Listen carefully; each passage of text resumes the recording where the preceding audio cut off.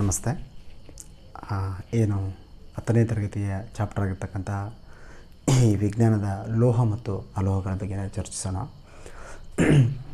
ಸಾಮಾನ್ಯವಾಗಿ ಸ್ನೇಹಿತರೆ, ಇಲ್ಲಿ ಯಾವ ಚಾಪ್ಟರ್ ಮಾಡ್ತಾಯಿದ್ದೀನಿ ಅಂತಂದರೆ ಈ ಲೋಹ ಮತ್ತು ಅಲೋಹಗಳ ಬಗ್ಗೆ ಇವತ್ತು ನಾನು ಡಿಸ್ಕಸ್ ಮಾಡ್ತಾಯಿದ್ದೀನಿ. ನೋಡಿ ಸ್ನೇಹಿತರೆ, ಈ ಲೋಹ ಮತ್ತು ಅಲೋಹಗಳು ಈ ಒಂದು ಎಕ್ಸಾಮ್ ದೃಷ್ಟಿಯಿಂದ ಆಗಿರ್ಬೋದು, ಆಮೇಲೆ ಈ ಒಂದು 10ನೇ ತರಗತಿ ಮಕ್ಕಳು ಏನಿರ್ತಾರಲ್ಲ ಆ ಒಂದು ಮಕ್ಕಳ ದೃಷ್ಟಿಯಿಂದ ಸಹ ಈ ಒಂದು ಚಾಪ್ಟರನ್ನು ಹೇಳ್ತಾಯಿದ್ದೀನಿ. ಸ್ನೇಹಿತರೆ, ನಿಮಗೆ ಕಾಂಪಿಟೇಟಿವ್ ಎಕ್ಸಾಮಿಗೆ ಸಹ ಇಂಪಾರ್ಟೆಂಟ್ ಆಗಿರಬೇಕು. ಆಮೇಲೆ ಯಾರ್ಯಾರು 10ನೇ ಕ್ಲಾಸ್ ವಿದ್ಯಾರ್ಥಿಗಳಿದ್ದಾರೋ ಅವ್ರಿಗೂ ಸಹ ನೀವು ರಿವಿಷನ್ ಮಾಡ್ಕೋಬೋದು ಅಂತ ಈ ಒಂದು ಕ್ಲಾಸನ್ನು ನಾನು ಹೇಳ್ತಾಯಿದ್ದೀನಿ.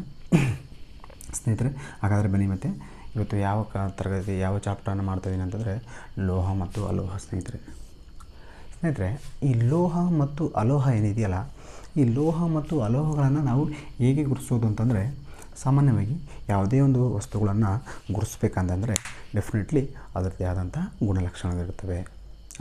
ಹಾಗಾದರೆ ಈ ಲೋಹ ಮತ್ತು ಅಲೋಹಗಳನ್ನು ಕಂಡುಹಿಡಿಯೋಕ್ಕೆ ಇರ್ತಕ್ಕಂತಹ ಗುಣಲಕ್ಷಣಗಳು ಯಾವುವು ಅಂತ ನೀವು ಕೇಳ್ಬೋದು.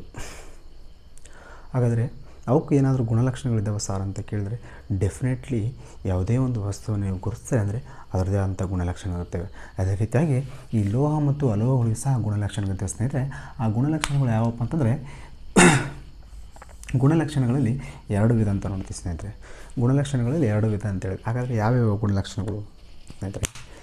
ಭೌತ ಮತ್ತು ರಾಸಾಯನಿಕ ಗುಣಗಳು ಅಂತೇಳಿ. ಹಾಗಾದರೆ ಭೌತ ಗುಣಗಳು ಯಾವ್ಯಾವು? ಲೋಹಗಳ ಭೌತ ಗುಣಗಳು. ಒಂದು ವಸ್ತುವಿನ ಲೋಹ ಅಂತ ಹೇಳಲಿಕ್ಕೆ ಏನೆಲ್ಲ ಮಾನದಂಡಗಳಿರ್ತವೆ ಅಂತ ನೀವು ಕೇಳ್ಬೋದು. ಸ್ನೇಹಿತರೆ, ಸಾಮಾನ್ಯವಾಗಿ ಉಳಿತಾ ಇರ್ತವೆ. ಲೋಹಗಳು ಯಾವಾಗಲೂ ಉಳಿತಾ ಇರ್ತವೆ.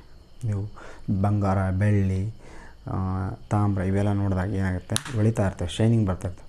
ಹಾಗಾಗಿ ಆ ಒಂದು ಮಾನದಂಡದ ಆಧಾರದ ಮೇಲೆ ನಾವು ಅದನ್ನು ಲೋಹ ಅಂತ ಹೇಳ್ಬೋದು. ಆಮೇಲೆ ಇನ್ನೊಂದು ಮಾನದಂಡ ಇದೆ ಸ್ನೇಹಿತರೆ. ಆ ಮಾನದಂಡ ಏನಂದರೆ ಕಠಿಣತೆ. ಲೋಹಗಳು ಕಠಿಣವಾಗಿರ್ತವೆ. ನೀವು ಸಾಮಾನ್ಯವಾಗಿ ಗಮನಿಸಿರ್ತೀರ, ಈ ಕಬ್ಬಿಣ, ಬೇರೆ ಬೇರೆ ಲೋಹಗಳನ್ನು ಮುಟ್ಟಿರ್ತೀರ, ಸ್ಪರ್ಶಿರ್ತೀರ. ಆ ಒಂದು ಸಂದರ್ಭದಲ್ಲಿ ನಿಮಗೆ ಒಂದು ಕಠಿಣತೆ ಭಾಸವಾಗಿರುತ್ತೆ. ಹಾಗಾಗಿ ಈ ಒಂದು ಆಧಾರದ ಮೇಲೆ ಸಹ ನಾವು ಅವುಗಳನ್ನು ಲೋಹಗಳಂತ ಹೇಳ್ಬೋದು. ತದನಂತರ ಸ್ನೇಹಿತರೆ, ಇವು ಸಾಮಾನ್ಯವಾದಂಥ ಗುಣಲಕ್ಷಣಗಳಾದವು. ಇನ್ನು ಏನಾದರೂ ಇಂಪಾರ್ಟೆಂಟ್ ಗುಣಲಕ್ಷಣಗಳಿದ್ದಾವೆ ಅಂತ ಸರ್ ಕೇಳಿದ್ರೆ, ಇವು ಡೆಫಿನೆಟ್ಲಿ ಇಂಪಾರ್ಟೆಂಟ್ ಗುಣಲಕ್ಷಣಗಳಿವೆ. ಒಂದು ಮತ್ತು ಕುಟ್ಯತೆ ಮತ್ತು ತನ್ಯತೆ.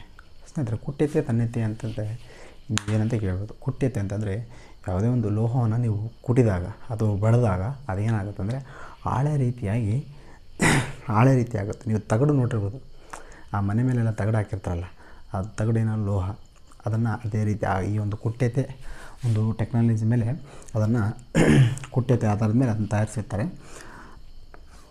ಮತ್ತು ತನ್ಯತೆ ಸ್ನೇಹಿತರೆ, ನೀವು ಲೋಹದ ದಾರಗಳನ್ನು ನೋಡಿರ್ತೀರ, ಈ ವಿದ್ಯುತ್ ತಂತಿಗಳಲ್ಲಿ ದಾರದ ರೀತಿಯಲ್ಲಿ. ಆಮೇಲೆ